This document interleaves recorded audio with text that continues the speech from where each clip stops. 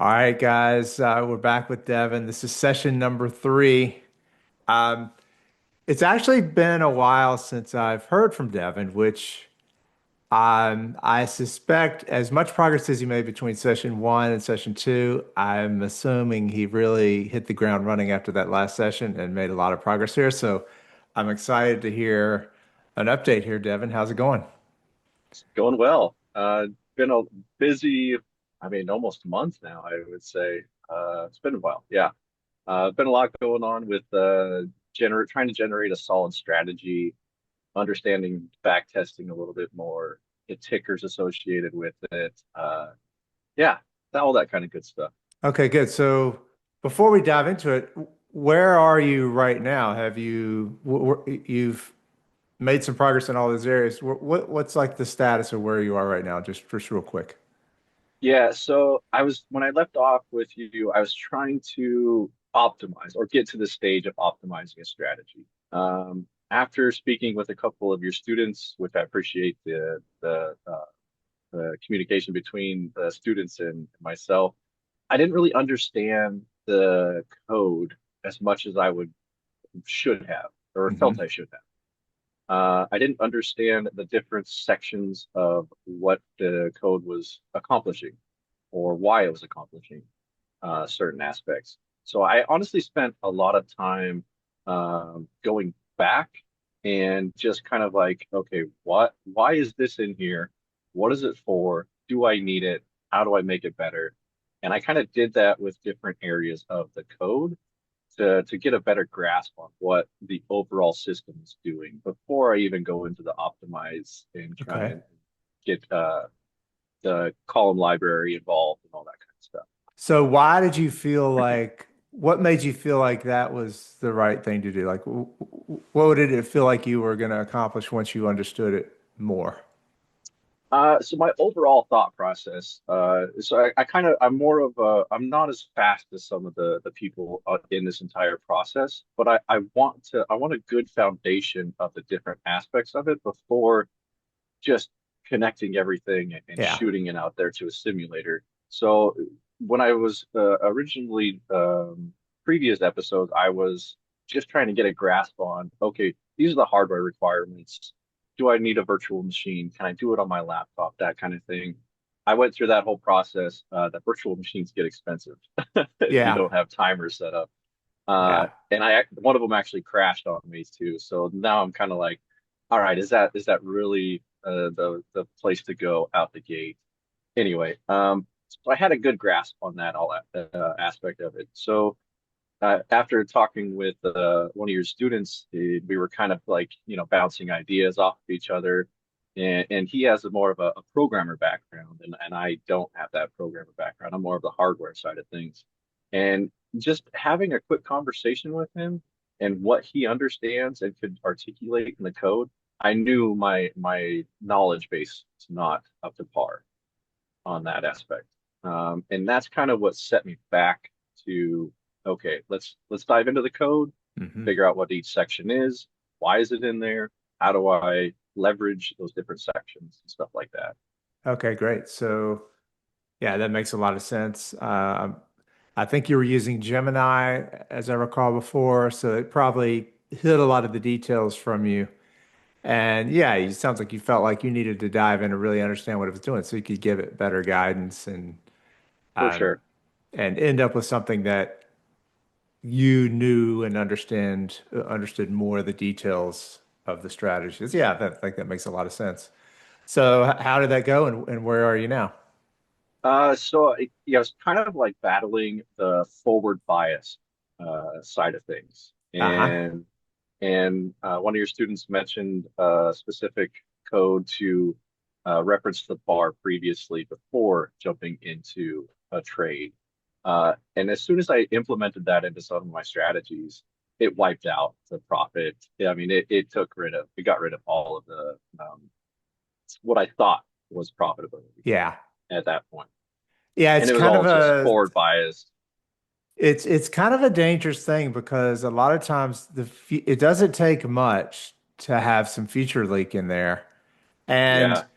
and it almost looks when you have it in there and it's even just a small future leak can make the strategy look really good, but reasonably good, right? It doesn't look like out of this world, completely impossibly good looking, but it's like almost realistic. So it is very hard to it's easy to sneak by you, and it's really hard because when you're in that point, you have your hopes up. You're like, man, this looks so great. This equity Absolutely. curve looks awesome. I can't possibly go wrong. So how did you find out that that was the case? Like, what made you think that maybe you were using some future leak in there? How it was leaking into your code?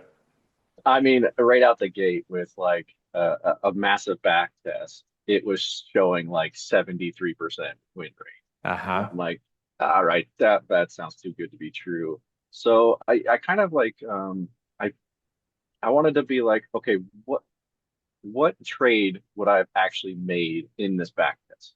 And why would I have made it? How do I how do I hone in on the share size, the position value, the overall, bars to profit ratio, really minimize my risk of being in the trade for a long period of time with the specific.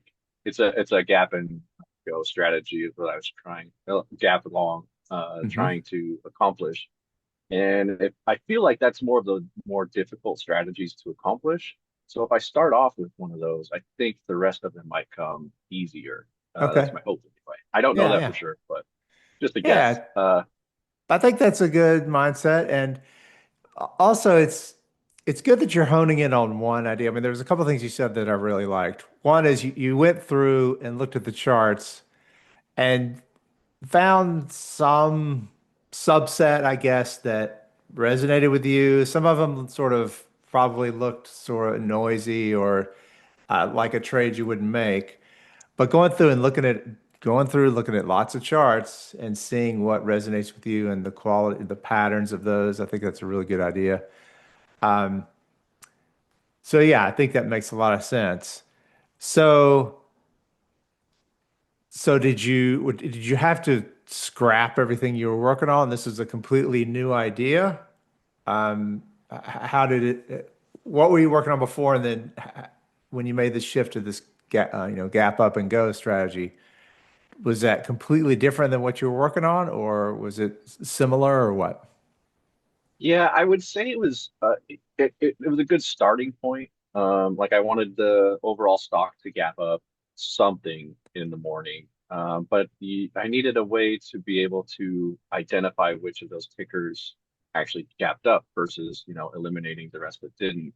And I kind of created a little pre-market scanner, just kind of like a daily high type of thing and overall volume associated with the ticker to identify, okay, these are potentially tickers that my strategy might trigger on. And then I kind of went into, okay, at that point, I have some sort of baseline tickers that might trigger the code. Now let's start looking at the price of the stock and, kind of hone in on a price area. And then I went into okay, I don't have, 100,000 or $1 million in this account. Let's make it a realistic number. Just $7,500 per trade going in. And I'm just looking for base hits at this point. I'm like, it's a proof of concept for me type of thing. Okay. I'm not looking for home runs right out the gate. And it really helped like walking through that whole process of like, okay, there must be a certain amount of volume, there must be a certain amount of price associated with it. I'm not, the whole market. I want to hone in on a specific small cap area. Hmm. And then going through that whole process, it just kind of snowballs into, all right, well, I have my share size dialed in. I have my price per um, trade dialed in at that point. I'm starting to see some sort of profitability. And then you start looking at the charts and it's like, well, why did I enter at this point and not at this point? Or Hmm. why am I getting in at like 10 o'clock when I requested the trade to start at 9:35 or something like that. Hmm. So it kind of just it snowballs into this whole longer process. But yeah, I did originally start with that gap up strategy, and it's evolved into this. Okay, yeah, I like that. There's a lot of traders, especially with a software development background or a technical background, they don't spend enough time looking at charts. And the chart tells the whole picture, right? It's showing you what happened. It's showing you how you're going to feel during the trade. So, yeah, the more charts you can look at, I think the better. And I love the way you have honed in on a certain subset of this strategy and how you're honing in on something that can work. I mean, the other thing I like is, a lot of traders will, sort of jump from strategy to strategy, but I like how you're diving into deeper into this one idea, seeing what resonates with you and sort of seeing it through. Even though as you said, you're looking for base hits, you're not looking for something that's, going to be dramatically awesome, but you're giving yourself realistic expectations and you're going through Yeah, the entire process and you're going to learn a lot going through that entire process. And what you learn, you'll be able to apply to strategy number two or three when you get to it. But there's just so much to learn going through the entire process with one strategy before moving on to something else. So yeah, I like this. yeah. And I've kind of been studying. So the terminology it's a new language for me overall, and I didn't really have a good grasp on what each of your individual columns meant. Like I could see the names, I could get a base, kind of like an idea of what it actually was. So I actually put a Notebook LM flashcard system together Hmm. with all of your column libraries and then the links to the overall page inside of Notebook LM. And then I'm able to ask Notebook LM more detailed questions about your columns. So the flashcard will give me a brief overview. If I didn't quite need the deeper knowledge, then I would ask Notebook LM a deeper question. And that's helped out a lot too. Oh, that's great. Yeah, that's a great idea. That's Yeah. really unique. I haven't heard somebody doing that. So yeah, I like that approach.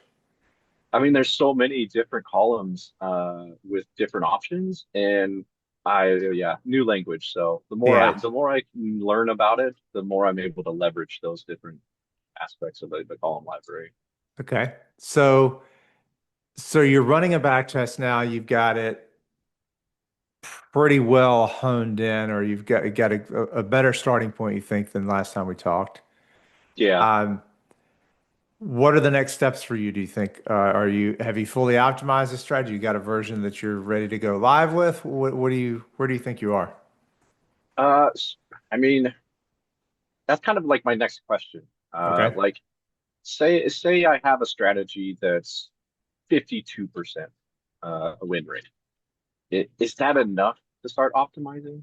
Are you looking for more of a win rate out the get-go before you start optimizing? I mean, Uh, I, I guess at what point do I start optimizing? My question.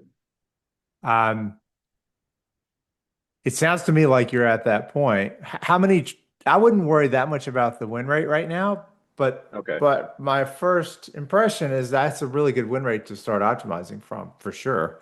How many Okay. trades are in the system? Like how many trades are in the back test? Um, I can just pull. Let's see. Is there anything you can share? You want to share your screen and we can dive in? Yeah, I was gonna try and get it pulled up here. I gotta find the once you start using the strategy cruncher and then you start having like all of the different strategies in there, I get confused. I really need to figure out GitHub too, like you mentioned, and start utilizing GitHub for some of this stuff because it just gets overwhelming with the different Yeah. versions. Um, let me get this pulled up here.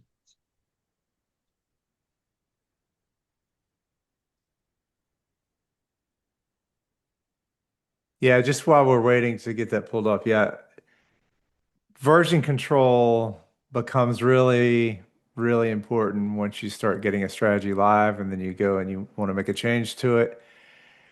Yeah, it's version control is just super important. It's, you know, GitHub is great, but there's a bit of a learning curve there, especially if you don't have a software development background. for sure. But yeah, it's worth learning because there's going to be a situation in the future where you want to make a change and you've got some code that's in production and you want to make a change to it, and there's a good process for doing that. But you can get yourself tied in knots if you're not careful. Absolutely.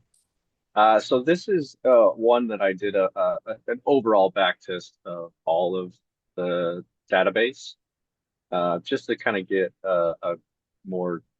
I typically do like 1,000, roughly 1,000 tickers. So what I kept getting into was I would do continuous back test over and over again of the entire 8,000 tickers. Hmm. Uh, but I kept getting the same similar tickers over and over again.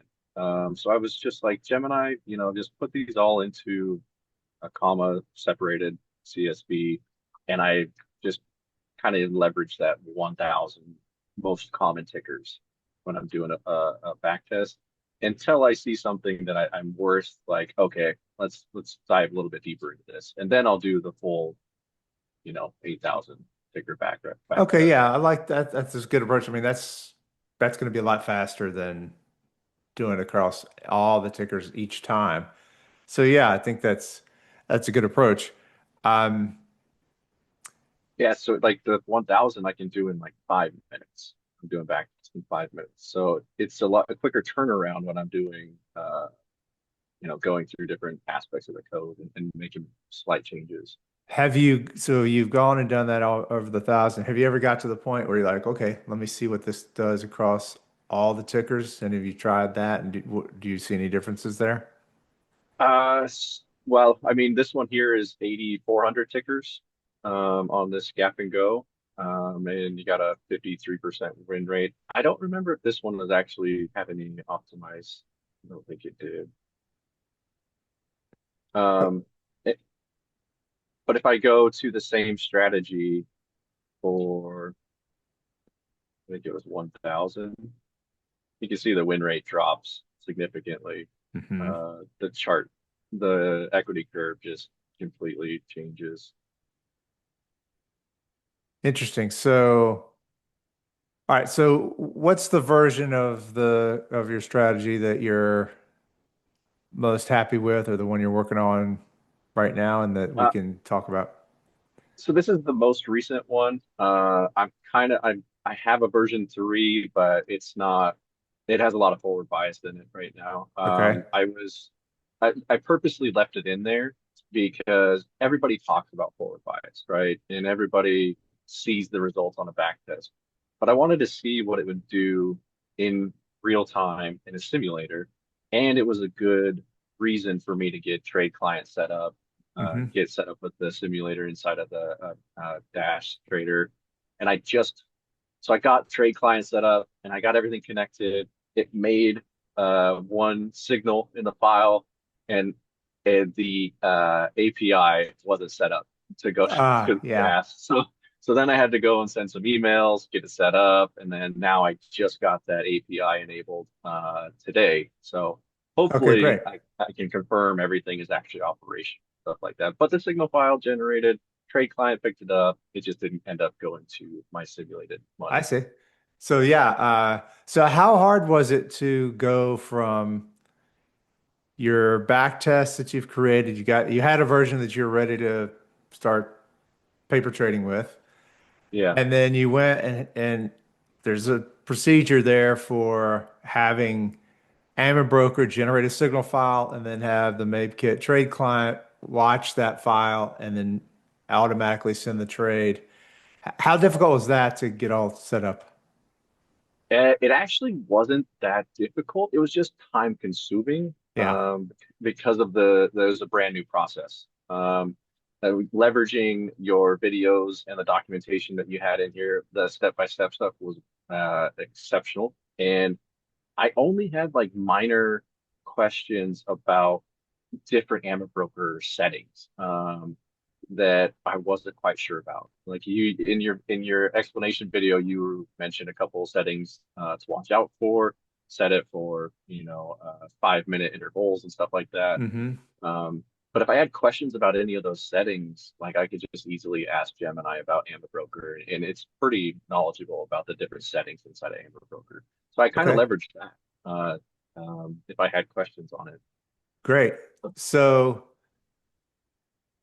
is this the strategy you're thinking you'll start paper trading with? And what version of this? Like, did you apply? Did you look at these rules and in the cruncher and try to decide which ones to apply to the strategy?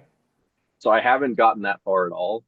This past couple of weeks was, getting understanding the language, understanding the code, Hmm. making sure a trade client was set up. Amber was creating the correct signal file. It was getting over to my client or desk client, trader client, and then now, hopefully, I'm to a point where I can be like, okay, this base model is showing a 53% win rate. Is that is that legitimate? And am I missing something? Like I Hmm. am diving deeper into optimizing at this point.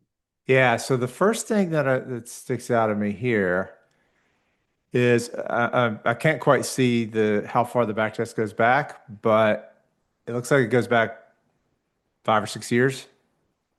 2016. Okay, yeah, good ways then. Um, 9,600 trades. I mean, it's not a ton of trades, but there's enough there to, start drawing some conclusions from. And the rules you have that show up in the report here look like they make a pretty dramatic difference in the strategy, right? Absolutely.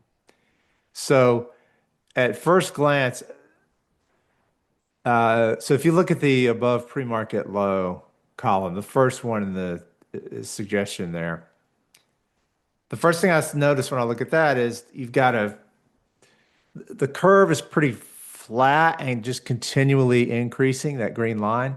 And what that means is, just to back up a bit, the Cruncher report is showing you, okay, if you apply this rule to the strategy, your strategy is going to look more like the green line, and you're basically getting rid of the trades in the red line and keeping the trades that are in the green line. When I see a curve that looks like that, the first thing I think is it looks like you might be uh, sizing based on the account size and then having the account size grows over time. It just looks like so I would just but you said you're using $7,500 per position.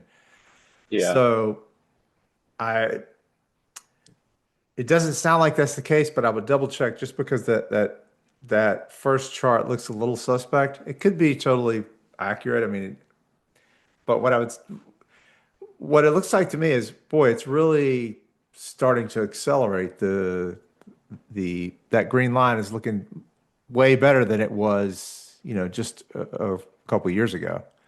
for sure. For sure. So, yeah, I would look closely at that and make sure that you're not compounding in your back test. These other charts don't look quite like that would be the case. So, but that first Okay. one and maybe the second one does look like, okay, something like make sure you're not doing that. Is there a good process to say these charts do pop up, and I have equity curves that look something like this. Is there a good way to tell like, hey, this might be it. This might be an issue based on this design of the equity curve. Something along those lines. So I'm adding more and more warnings in the cruncher for that sort of thing. Like if there's Okay. something that's obvious that I can tell in the CSV is wrong, or like a lot of time, like there's a couple warnings in there. If there's a whole bunch of blank lines in the file, it'll show a warning up there for that. Gotcha. If you've, but there's more I can do. There's more I'm adding. Like I think I should be able to tell when there's some future leak in there, like when some of these rules look too good to be true. and Yeah, I'll put a warning up there for that. So that kind of stuff is coming. Um, but yeah, in general, what you're looking for is a smooth a smooth green line, and that's what you're looking for. And with this number of trades, I think you've got a little bit of room here to add some rules to the strategy to make it quite a bit better. I mean, just looking at these charts, for sure. it makes me think that. So why don't you scroll down and take a look? Let's look at some of these other ones.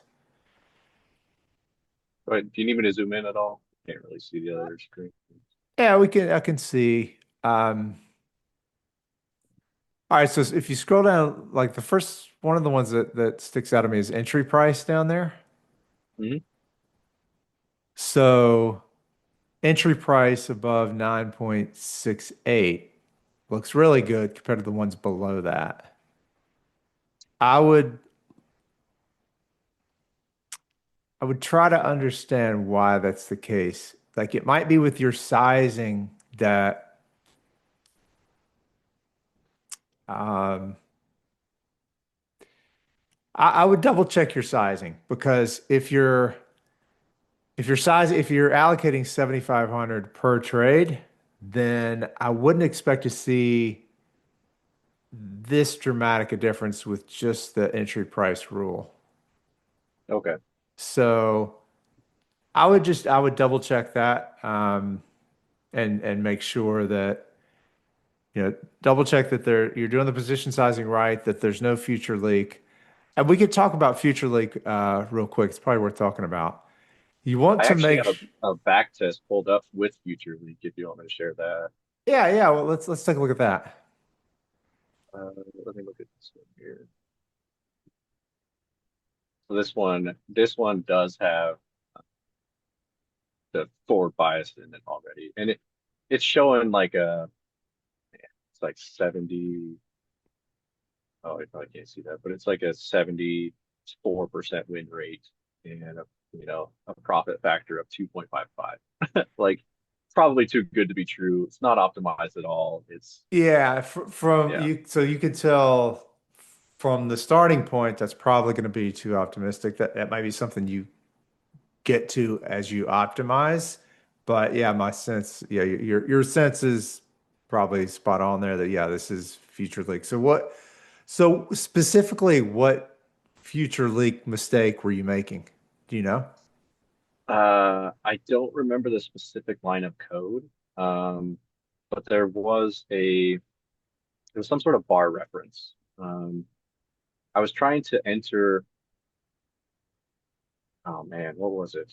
It wasn't taking into account the full 60-second bar and then Yeah. making the entry. It was trying to enter right when the bar Right.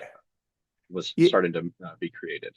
and that's really important because uh that's just that's really important because the way to really understand what's working or how that works is to watch things play out in real time. So your instinct to start paper trading this is good because it'll become more clear why it's the case that you can't enter on a bar that's still forming. I've got a really good document for this describing future leak because it's a hard concept to understand. Even I have to go back and like relearn it sometimes. Okay, well, make sure I have it straight in my head. It's Yeah. a very subtle thing, and it's surprisingly difficult to understand. But you want what you want to. The basic idea is you can't make a decision based on a bar that hasn't completed yet, or something about the bar that hasn't completed yet.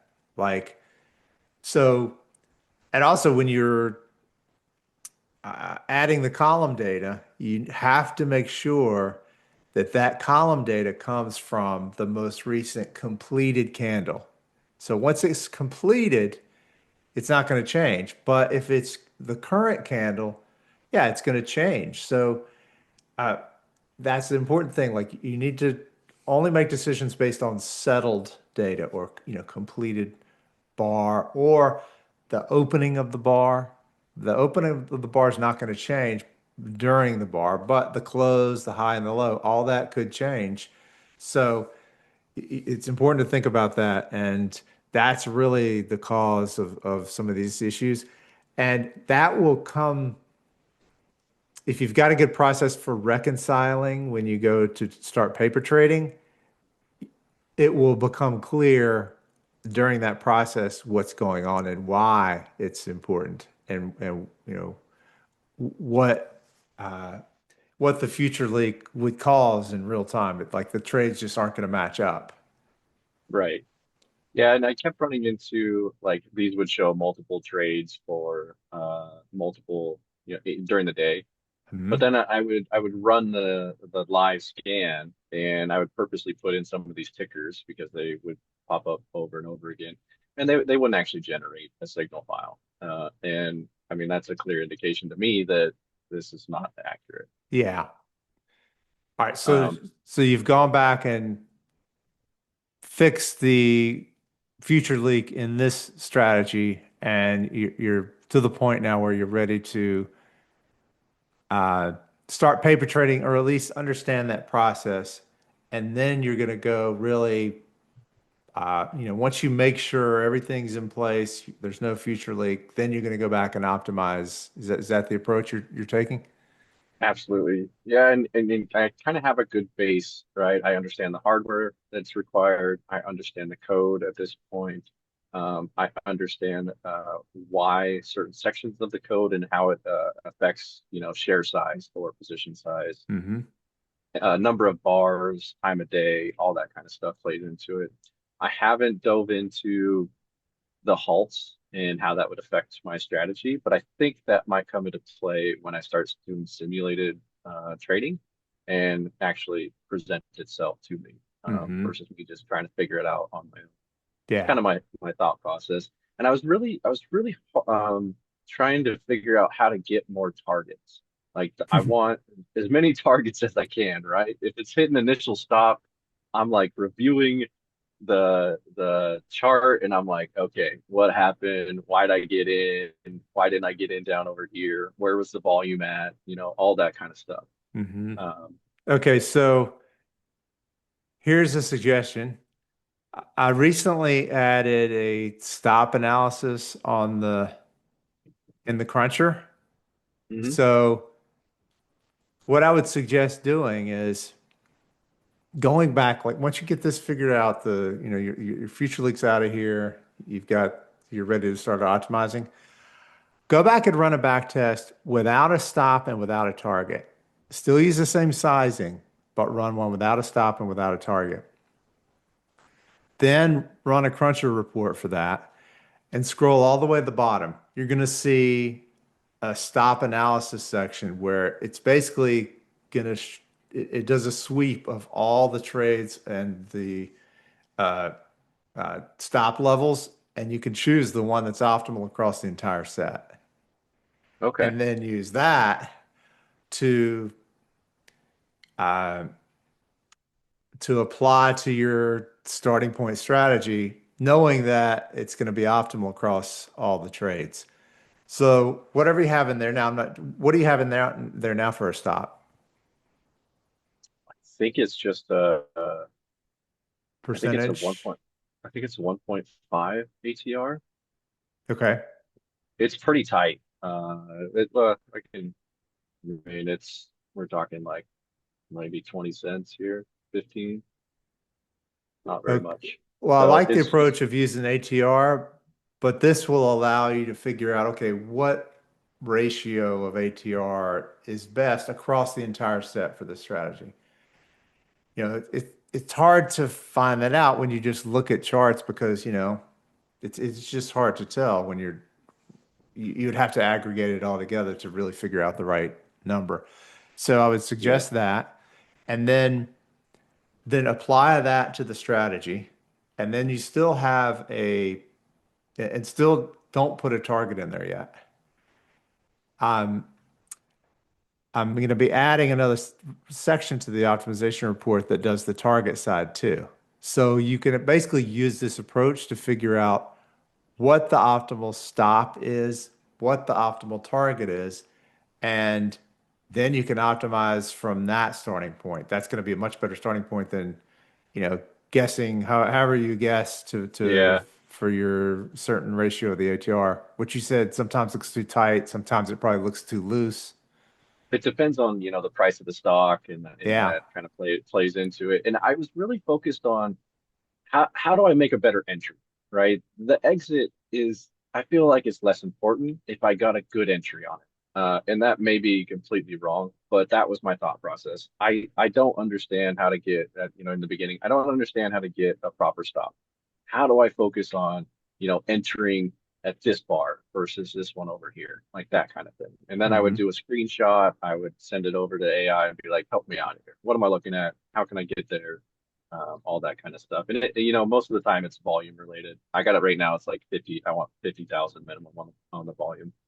Most of the time it's volume related. Um, Hmm. Something along those lines. And then of course you have it at the open. It's kind of volatile. When do I want to actually get out? Do I want it at time based? Do I want it end of day, low of market day, low of pre-market? Like all these different variables come into play, and it can get quite go down quite a few rabbit holes just on something simple as start and stop. Yeah, so my default approach here is to hold all day. With this type of strategy, you're going to want to hold all day, I think. So that would be so what I mean this type of strategy is basically an intraday trend following strategy, and you're hoping to find the trend in some of these and catch, the ride that takes you to the end of the day where your stop doesn't get hit. And so my theory has always been, okay, let me give it as long, if with that type of strategy, let me give it as long as possible. And that's, right until before the market close. Gotcha. So that's that would be my default approach here. So Okay. run a back test with no stop, no target, exits before the end of the day. And that should have a little bit of edge. It should have some edge. It shouldn't Okay. go down into, it shouldn't go down to the right. It should be going Yeah. mostly up. Um, uh, if it doesn't, then I would maybe take a step back and look at it and make sure it's capturing what I wanted to capture, make sure it's entering at the right uh, time for, or at the right bar for what it's designed to do, what you have set out for it to do. Um, Yeah, it's kind of a different approach than what I was at because I come from like I'm still doing discretionary in daily just to learn. And mhm. that was my thought process is okay, if I can get in, get 15 cents, hop out, and then maybe get a second trade on it, that same stock, or maybe a third, instead of trying to hold all day. So it was my discretionary side of me coming into play over into the quant strategy side of things versus Yeah, holding it all day. so I would say with that approach, I mean, you're looking for a strong signal to create a strategy from. And if you have, so the gap is essentially the, defining your universe here. And if you want to trend all day, you want to try to find a way to get in earlier and then hold throughout the day. Just think about second and third trades in the same symbol for that kind of strategy. I feel like the signal's just not going to be strong enough the more the day goes on for this type of strategy.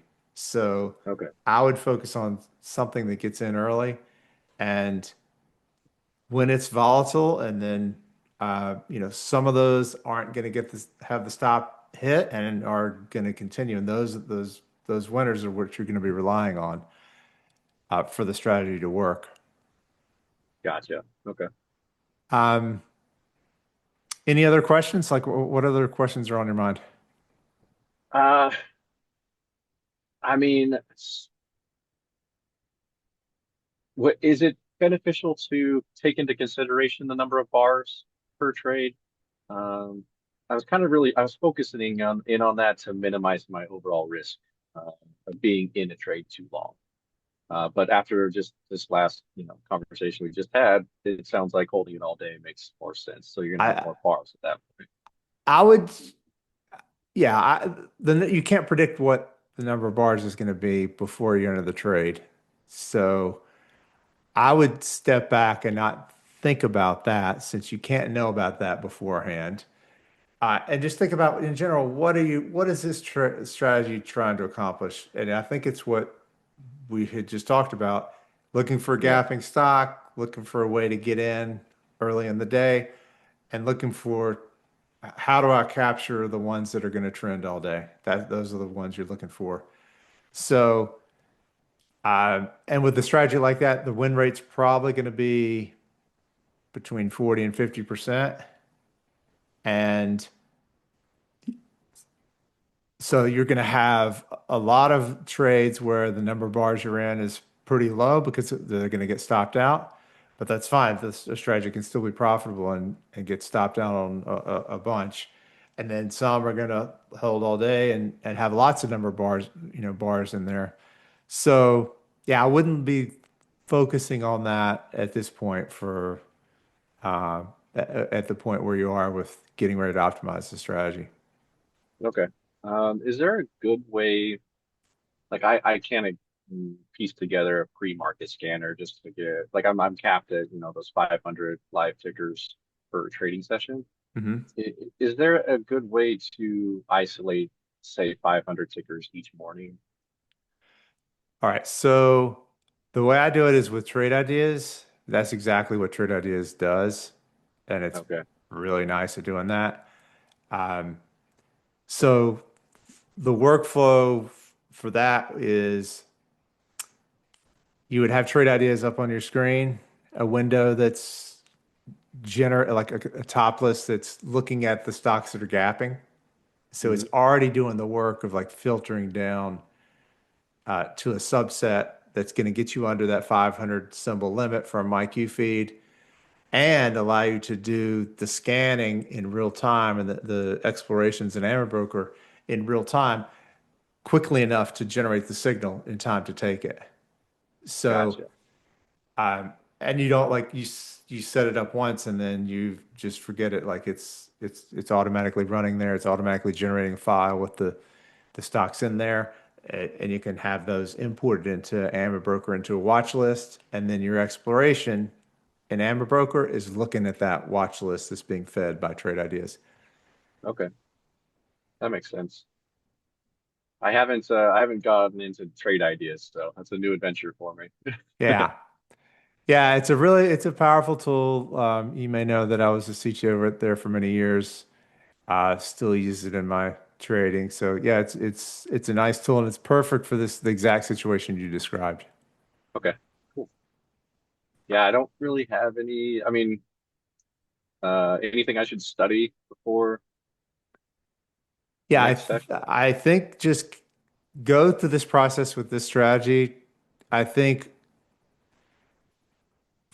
you know, running a back test without a stop, without a target, back testing, having it hold all day, exit just before the close for your starting point, and then figure out what the optimal stop would be based on ATR. Um, and then start with that and don't, I would say don't use a target to start with. And Okay. then see see what adding a target does to the results after I would say you like figure out a version one without a target and then maybe figure out a version two with a target. Because it's not clear, like if you're holding all day, some of these you're gonna not gonna want to put a cap on the profit. You're gonna want to let them run all day.